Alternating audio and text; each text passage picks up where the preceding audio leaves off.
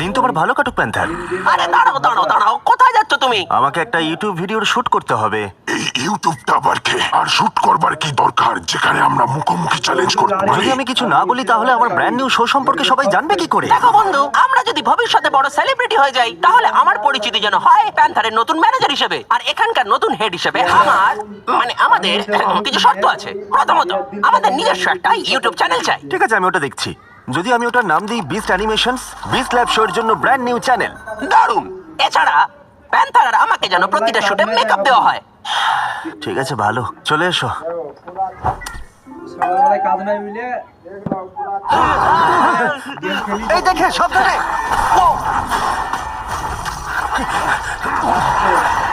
Jimmy, আমরা এটা সামলে নিচ্ছি। আমি আমার লোকদের দিয়ে তোমার লোকদের ডাকছি। হ্যাঁ, ঠিক আছে। ব্লাস্টার! ও মাই গড, নিজে খেয়াল রাখো।